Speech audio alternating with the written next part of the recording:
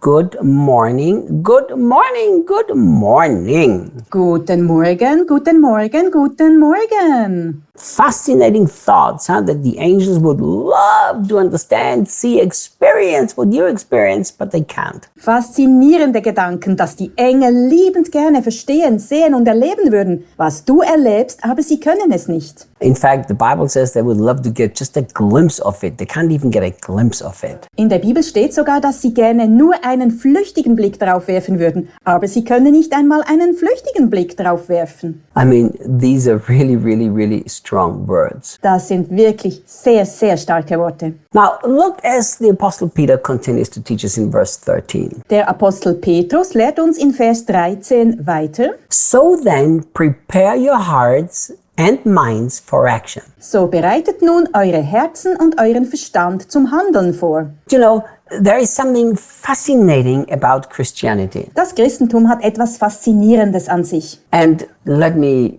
be as clear as I possibly can. Ich drücke es so deutlich wie möglich aus. Every single biblical truth without application and response doesn't make sense. Jede einzelne biblische Wahrheit ohne Umsetzung und Antwort darauf macht keinen Sinn. Do you know, some years ago I discovered a verse about grace that I've never seen before. Vor einigen Jahren habe ich einen Vers über Gnade entdeckt, den ich noch nie zuvor gesehen habe. It's something that I think, if I remember right, Daniel also fell in love with. Wenn ich mich recht erinnere, hat sich auch Daniel in ihn verliebt. When Titus said that the grace of God appeared to all men to teach them to live godly lives. Titus sagt, dass die Gnade Gottes allen Menschen erschienen ist, um sie zu lehren, ein gottgefälliges Leben zu führen. And here, after Peter teaches us the wonderful mystery of salvation, Und hier, nachdem Petrus uns das wunderbare Geheimnis der Errettung erläutert, the grace that angels would love to experience but can't, diese Gnade, die die Engel gerne erleben würden, aber nicht können. the most logical response would be, so now do something about it. Die logischste Antwort darauf wäre, nun mach etwas damit. You know, somebody who doesn't change his life once he experiences salvation, I have some very serious questions about that. Es wirft bei mir ernste Fragen auf, wenn jemand, nachdem er die Errettung erfahren hat, sein Leben nicht ändert. Now, I kind of understand, Ich verstehe das irgendwie, but only kind of. aber nur irgendwie. I kind of understand that people react because of how terrible religion has been. Ich verstehe irgendwie, dass die Leute reagieren, weil die Religion so schrecklich war. And I was raised kind of religious, and this is not an accusation. Ich bin ziemlich religiös aufgewachsen und das ist kein Vorwurf. My father is a very godly man that I respect a lot. Mein Vater ist ein sehr gottesfürchtiger Mann, den ich sehr respektiere. And he always had a true deep heart and love for God as far as I can remember. Soweit ich mich erinnern kann, hatte er immer ein wirklich aufrichtiges Herz und eine große Liebe zu Gott. But you know, none of us, we understood those things that we understand today. Doch keiner von uns verstand die Dinge, die wir heute verstehen. So, you know, in my whole upbringing, there was a lot of an image of an angry God, that you had to earn everything from God. Meine ganze Erziehung war geprägt von der Vorstellung eines zornigen Gottes, von einem Gott, bei dem man sich alles verdienen muss. So everything had to be worked for and earned. Man musste sich alles erarbeiten und verdienen. So from that sense, I kind of understand that people react now towards religion. Daher verstehe ich irgendwie, wie die Menschen heute auf die Religion reagieren. Because Christian life is hard. Denn das christliche Leben ist hart. You have to pray so hard to convince God to do something. Du musst so viel beten, um Gott zu überzeugen, etwas zu tun. You have to fast a long periods of time to move the hand of God. Du musst eine lange Zeit fasten, um die Hand Gottes zu bewegen. It's almost impossible to please God. Es ist fast unmöglich, Gott zu gefallen. So I understand all of this wrong religious stuff. It's been very bad. Ich verstehe, dass all dieses falsche religiöse Zeug sehr schlecht ist. And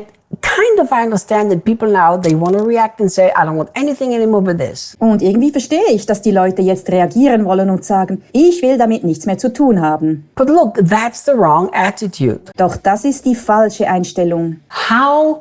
This is very hard for me. Wie? Das ist sehr schwer für mich. How can you understand the huge sacrifice it cost Jesus and then not have actions and not change? Wie kann man das große Opfer, das Jesus gebracht hat, verstehen und dann nicht handeln und sich nicht verändern? How can Jesus have paid such a high price and we think, thank you for the salvation, now I live my own selfish life? Wie kann Jesus einen so hohen Preis bezahlt haben und wir sagen, danke für die Rettung, jetzt lebe ich mein eigenes egoistisches Leben?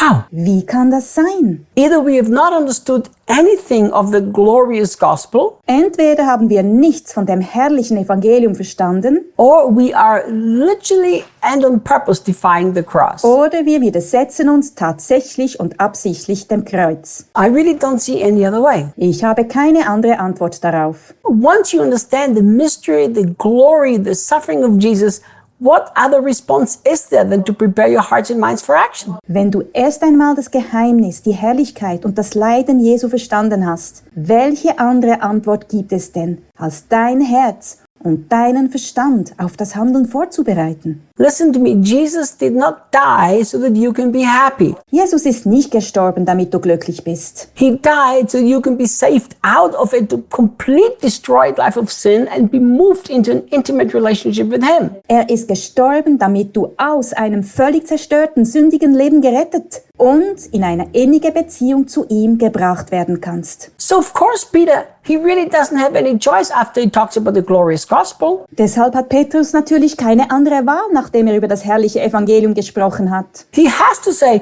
guys, prepare your hearts for minds and action. Come on, get on with it. Give a response. Er muss sagen, Leute, bereitet eure Herzen und euren Verstand auf das Handeln vor. Kommt schon, legt los, reagiert darauf. I tell you, I will never forget the moment when 2 Corinthians 5 verse 15 became a revelation to me. Ich werde nie den Moment vergessen, als 2. Korinther 5, Vers 15 zu einer Offenbarung für mich wurde. One died for everybody, Einer ist für alle gestorben, so that those who now live damit die, die jetzt leben, no longer live for themselves, nicht mehr für sich selbst leben, but for him who died for them. sondern für den, der für sie gestorben ist. My dear friend, if you truly have been saved through the glorious gospel, Mein lieber Freund, wenn du wirklich durch das herrliche Evangelium gerettet worden bist, you need to constantly, every day, prepare your heart for mind and action. musst du dein Herz und deinen Verstand jeden Tag aufs Neue auf das Handeln vorbereiten. Do you know, so many people think they call me a radical Christian, which I don't think I am. Viele Leute nennen mich einen radikalen Christen, aber ich denke nicht, dass ich einer bin. I think I'm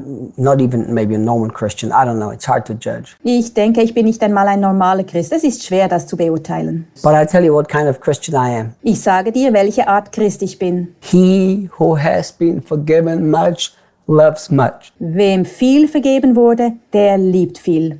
How can I not have a heart of mind and action when the glorious salvation was brought to me for free? Wie kann ich nicht mit Herz und Verstand bei der Sache sein, wenn mir die herrliche Rettung umsonst gebracht wurde? Prepare your heart, my dear friend. Bereite dein Herz vor, mein lieber Freund. That's the only life that is truly satisfying. Das ist das einzige Leben, das wirklich befriedigend ist. See you tomorrow. Bis morgen.